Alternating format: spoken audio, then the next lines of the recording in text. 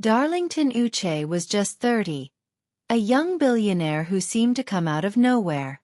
He flaunted wealth online, leaving everyone curious. Each week brought a new luxury car. Every month, a fresh trip on a private jet. He dressed like royalty, carried himself like a myth. His Instagram told a story of shining watches, rooftop views, and motivational quotes about success. Like many others, he claimed real estate was the source of his fortune. But that was far from the truth. If people had known what truly funded his lifestyle, maybe they wouldn't have looked up to him the way they did. No one really understood where his money came from. They only saw the glitz. To the world, he was living proof that you could get rich overnight. People admired him, envied him, celebrated him. But inside that aircraft, about to take off, everything was on the verge of collapsing. His secret, like many before him, was about to come out. It was a Saturday morning when he boarded a flight to France. Sitting in business class, he looked completely at ease. The seat beneath him was wide, soft, fit for a king. He sipped a bright orange drink from a tall glass, casually scrolling through his phone. His gold watch sparkled in the morning light. Everything about him screamed wealth. Darlington wasn't just rich. He was a name people respected. He donated to hospitals, gifted school buses to remote villages. They called him Odogu. The aircraft doors were sealed, the engines preparing for takeoff. Smiles filled the cabin. Then, without warning, 3 men stepped in. They wore black uniforms and moved without sound, but their presence shifted the air, thick like a storm about to break. No words, no smiles. One of them approached him quietly. "Chief Darlington Uche?" He looked up slowly, confused and alert. "Yes. What's this about? Please come with us. Just a routine search." Darlington chuckled nervously, trying to stay composed. "Are you serious? Do you know who I am? I'm Chief Darlington Uche, billionaire, political figure. My name's on the manifest. I've already taken care of your people outside. Why this disturbance?" Some passengers began turning their heads. Murmurs floated through the cabin. A few phones quietly began recording. Darlington stood, adjusting his sleeves.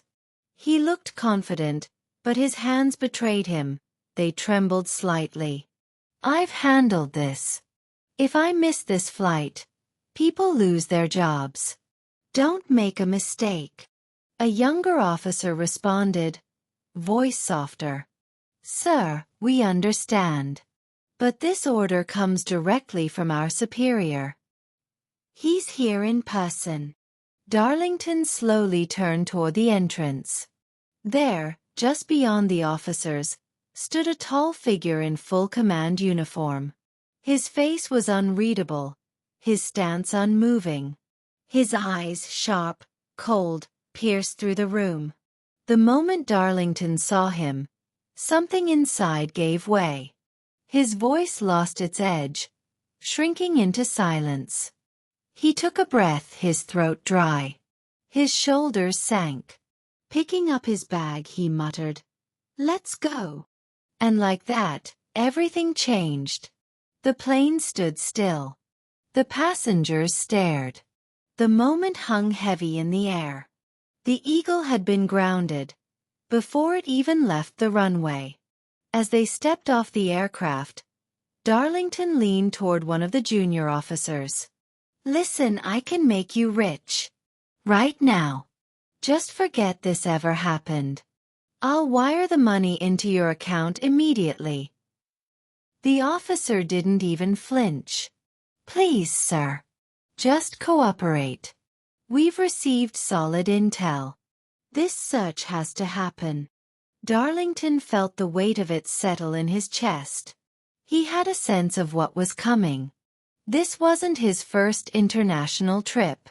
4 years, he'd crossed borders like royalty. Never once stopped, never once searched. But this time was different. What he didn't realize was that something had shifted.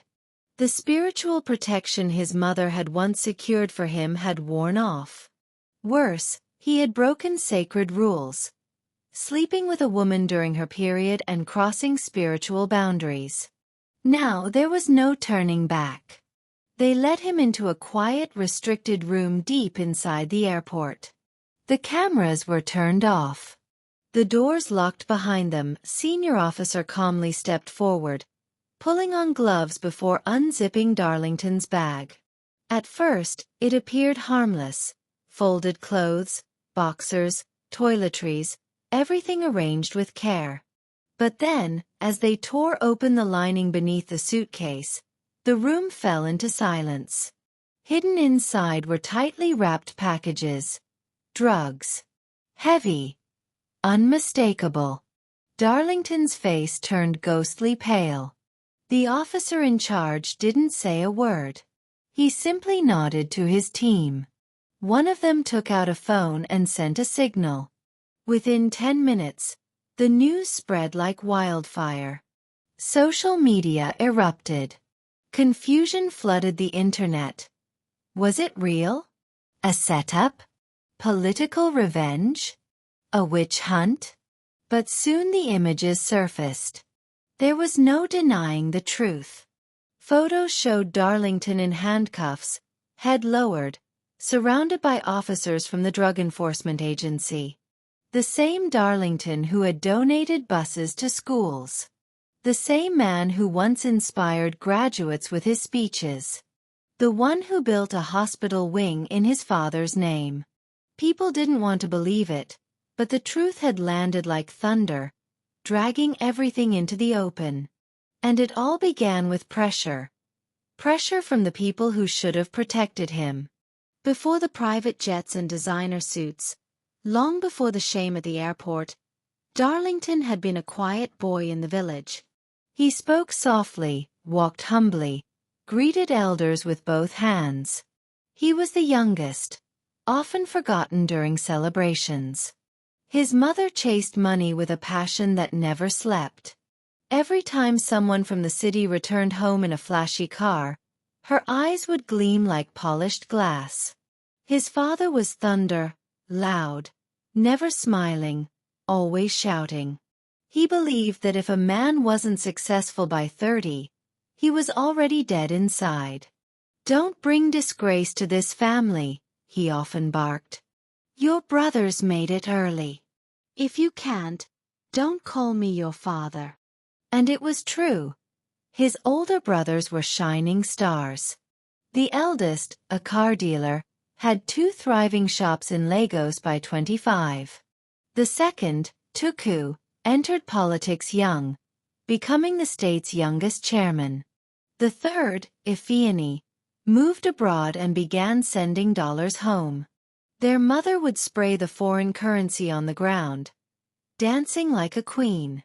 Darlington, on the other hand, returned from school with certificates, polished shoes, and good grammar, but no car, no house, no land.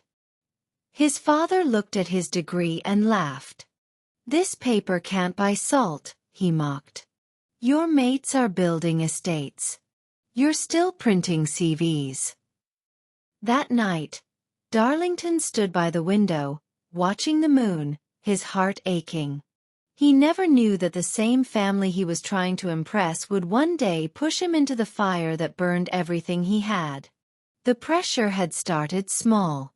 After graduating, Darlington got a customer service job at a telecom company.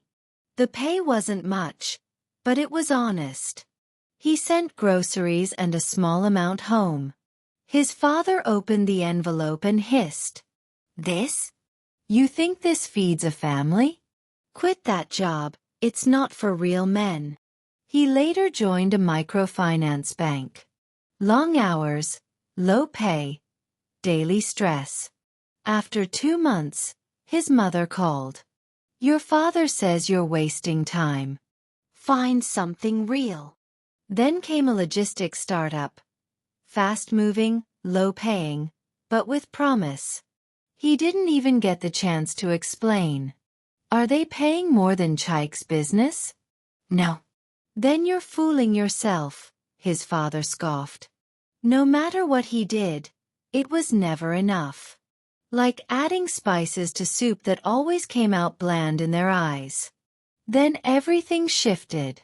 One day, Chaik came back to visit his father again. This time, Darlington's father saw an opportunity. He approached Chaik and spoke quietly. Chaik, I want my son to be like you. Can you help him?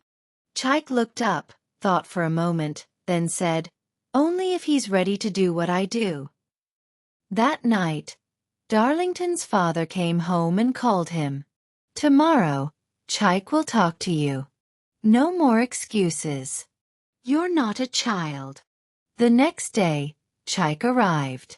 It was evening, the air gentle, the sky glowing orange.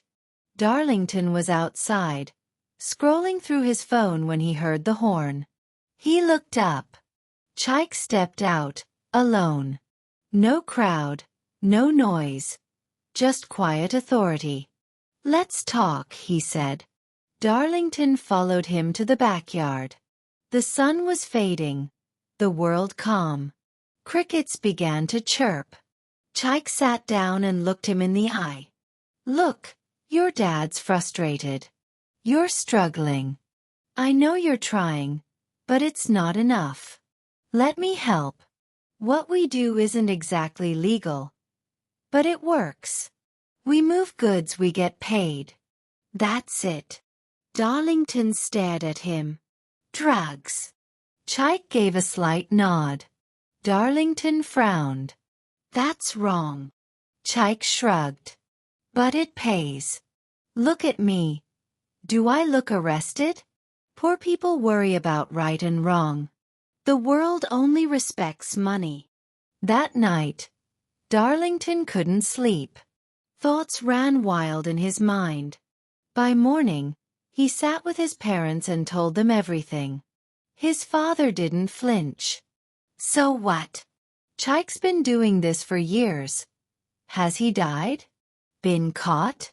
If you can't take risks, stop complaining. His mother added softly, if you're scared, I know someone. A strong spiritualist. He'll protect you. You'll be untouchable. People succeed because they know where to go. You'll go too. Darlington looked at them in disbelief. You want me to be a criminal? His father slammed the table. I want you to be a man. We made a bet on you. When Chaik bought that car, I told the world my son would be great. Now you want to disgrace me, his mother muttered as she tied her wrapper. Tomorrow morning, we are going to see Baba Ida.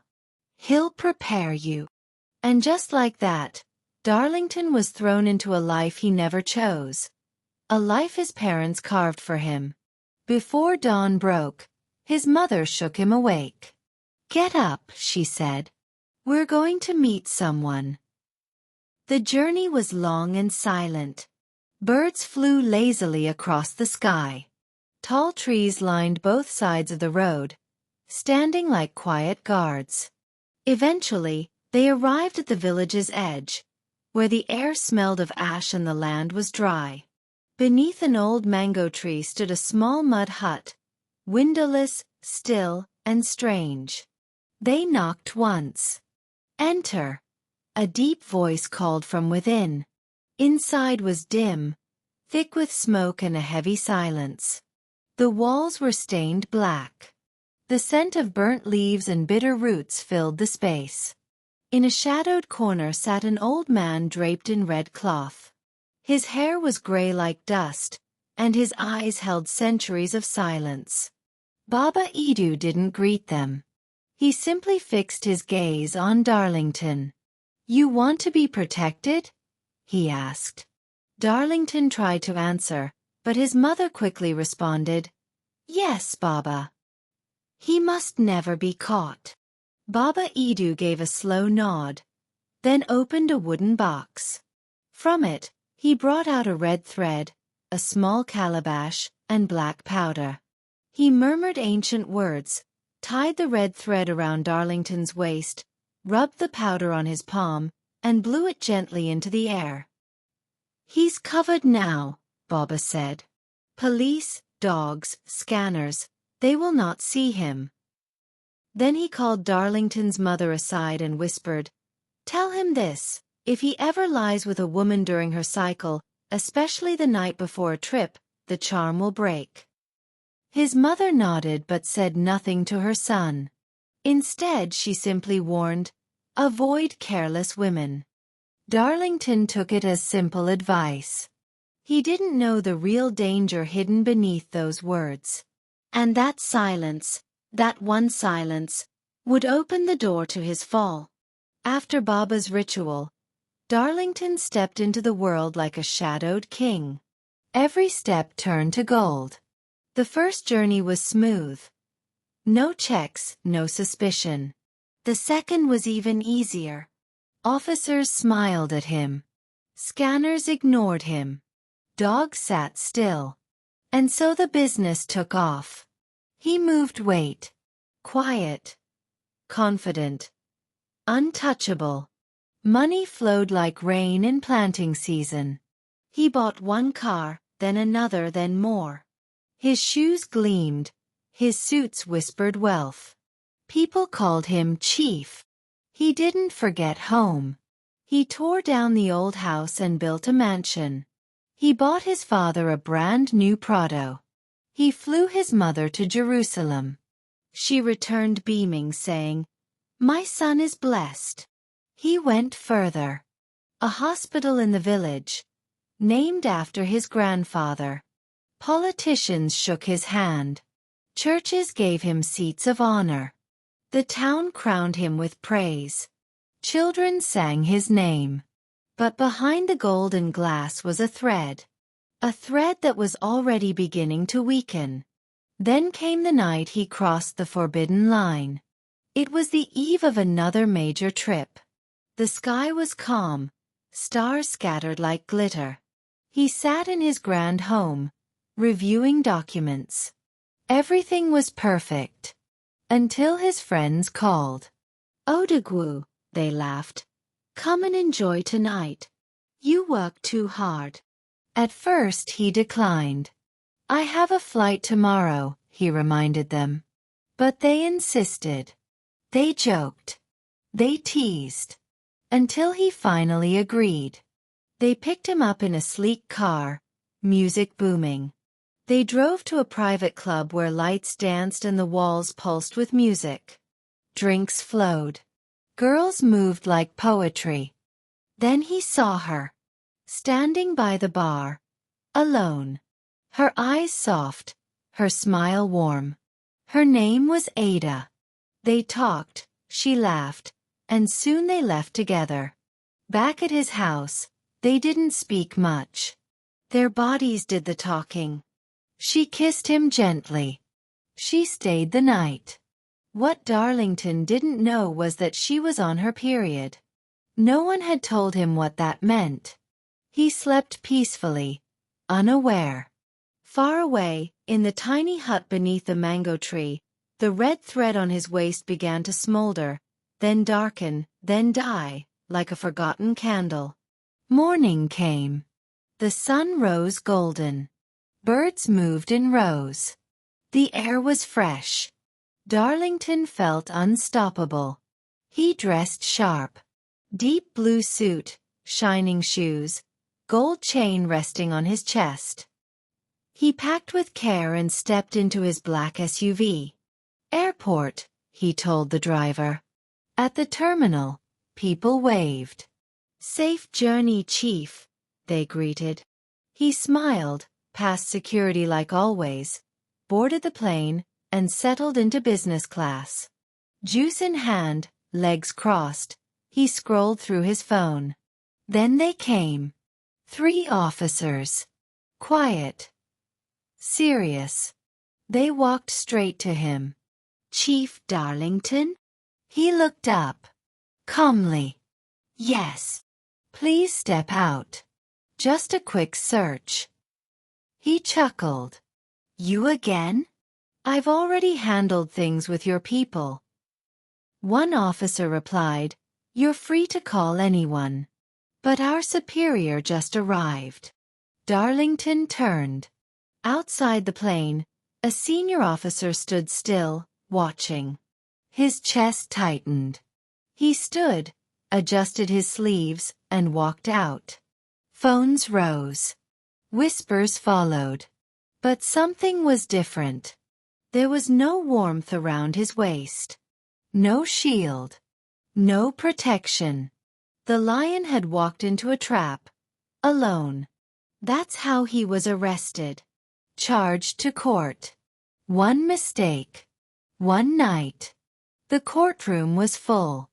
Journalists, strangers, even people from his village. No one came to help.